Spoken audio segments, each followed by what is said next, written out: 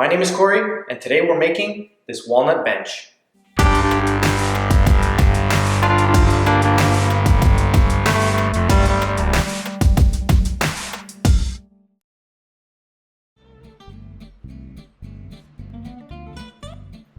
I had these two pieces of 1x6 rough sawn walnut to use to make an entrance sitting bench. I started by marking out the rough dimensions of my leg stock and cutting them to size. The legs will be 17 inches tall, so I rough cut my stock to 18 inches.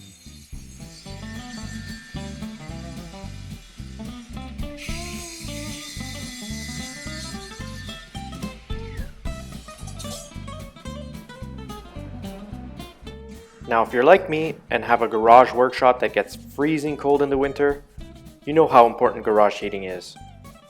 New Air sent me one of their G73 garage heaters for my shop, and I have to say it made a huge difference on those minus 20 degrees Celsius days. At 17,000 BTUs, this heater can heat my shop in a matter of minutes, and with its built-in thermostat, stays at a constant temperature throughout the day.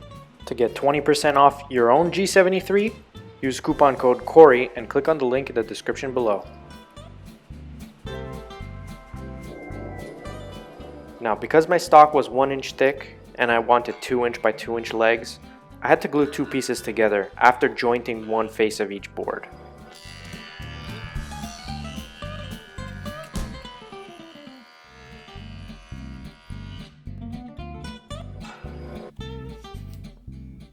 I applied glue to one of the flat faces of the boards and then clamped the two pieces together.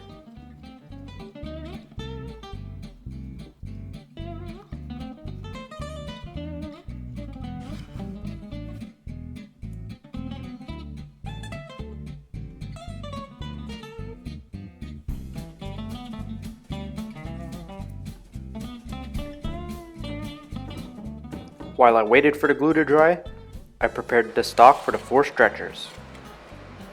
I cut the 2 long pieces to 28 inches and the 2 short pieces to 8 inches on the miter saw. Then I flattened one face and one edge on the jointer.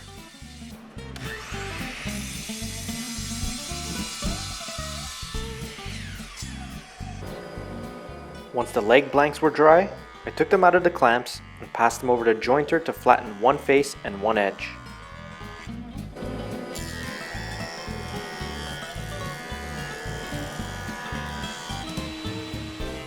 Before cutting all the pieces to their final dimensions, I passed everything through the thickness planer to get a uniform thickness.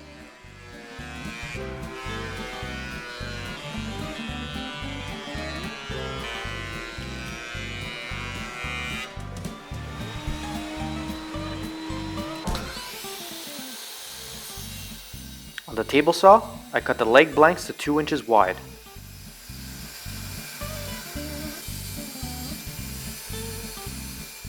Then I cut the long and the short stretchers to 2.5 inches wide.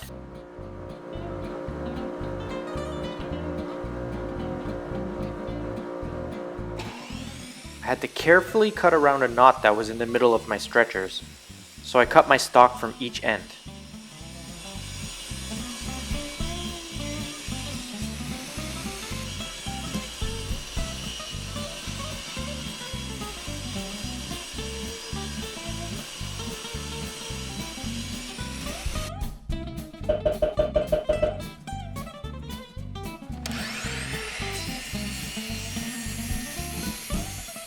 Once all the widths were cut, I cut everything to their final length on the miter saw.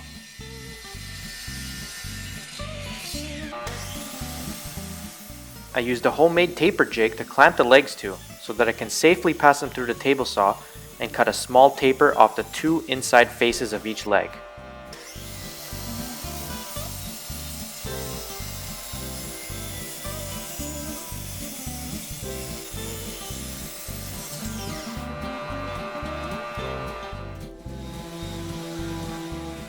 I went over all the pieces with 120 grit sandpaper on the orbital sander. Then pass them through the router table to add a 45-degree chamfer to each edge.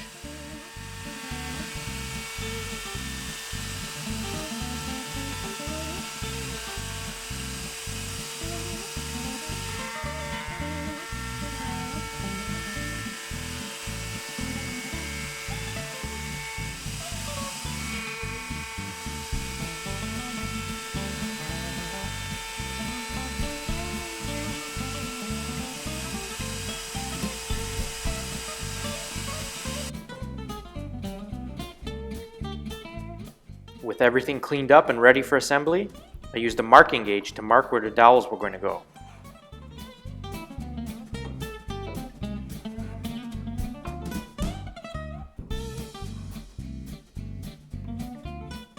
Then I used a center punch to mark the centers and drilled the holes. I used a piece of tape on the drill bit to let me know how deep to drill.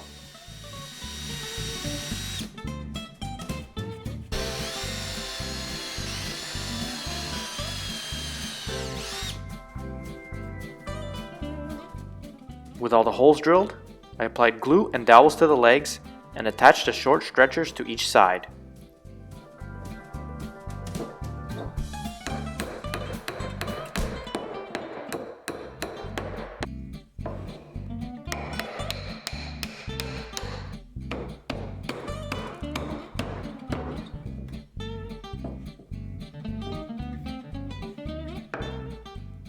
Once both of the short sides were assembled, I clamped them together and worked on attaching the two long stretchers to the two sides.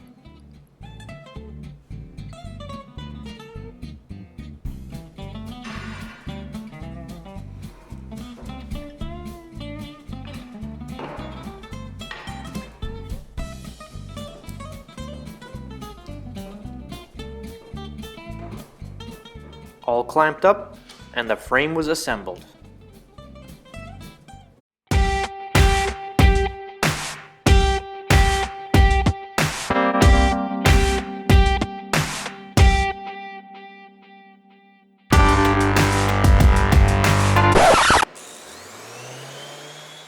Not so fast. I still needed to sand it all with 120 grit sandpaper and make the seat.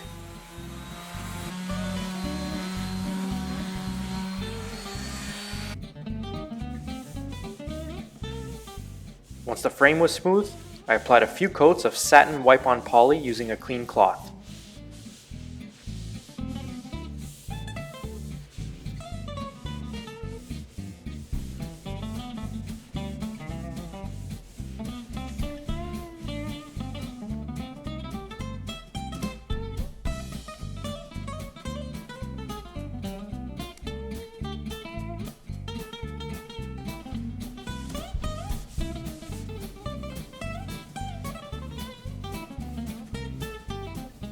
As the frame was drying, I started working on the seat. For the seat, I used a piece of leather that was left over from my window bench project. I laid it flat, upside down, then added a piece of foam on top, then the plywood seat. I made a quick clamping jig so that I can easily compress the foam and get a nice seam.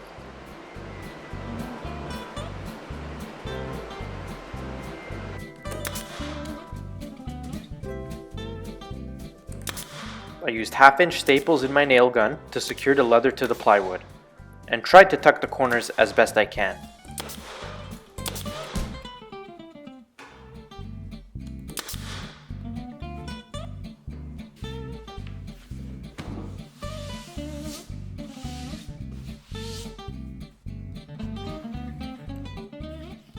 I cut off the excess leather around the edges from the bottom, then started working on adding the tacks.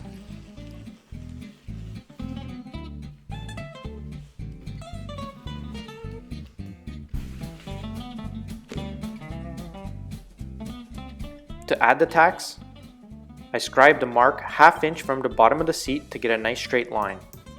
Then started carefully hammering in the tacks, trying to evenly space them apart by eye.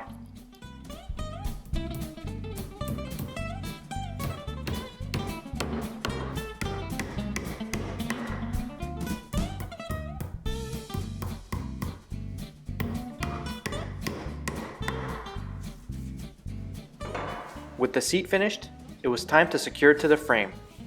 I added small 90-degree brackets to the frame and used those to secure the seat using a few screws.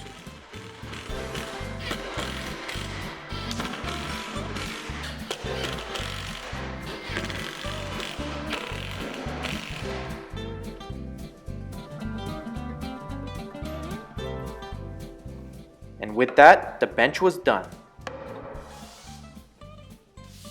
If you like this video, give it a thumbs up and subscribe to my channel.